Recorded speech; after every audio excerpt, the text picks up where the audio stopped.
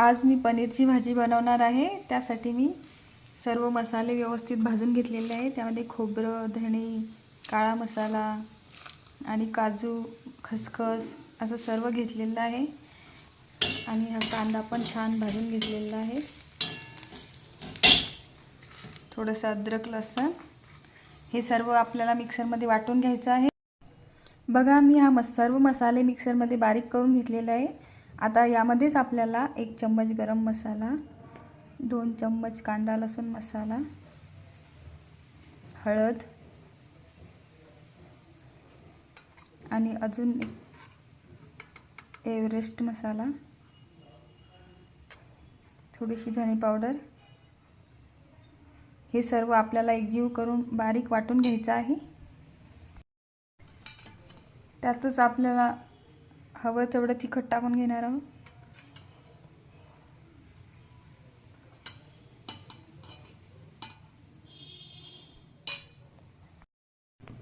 सर्व मसाले व्यवस्थित बारीक करून घेतलेले आहे आणि आता तेल तापायला ठेवलेलं आहे। यात आपल्याला मसाला व्यवस्थित फ्राय करून घ्यायचा आहे। खिडकीतून सूर्यप्रकाश येत असल्यामुळे थोडं व्यवस्थित नाही दिसत आहे। इतका छान सुगंध येत आहे ना मसाल्यामधून। जर आपण खडे मसाले व्यवस्थित प्रमाणात घेतले आणि ते व्यवस्थित प्रमाणात जर भाजले ना तर भाजीला खूपच छान स्वाद येतो। तुम्ही एकदा नक्की ट्राय करा अशा प्रकारे। आपल्याला मसाला तेल सुटेपर्यंत छान फ्राय करून घ्यायचा आहे।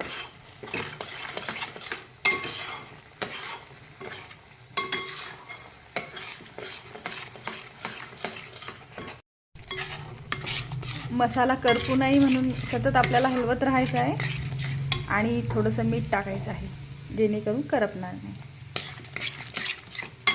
आता छान मसाला होत आहे, तेल सुटायला आलेलं आहे।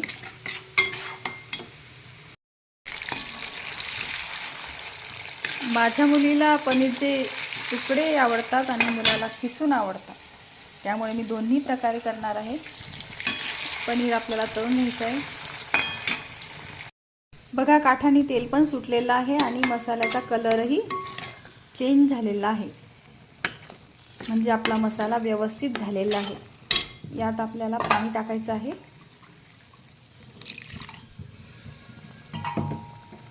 आणि पाणी टाकून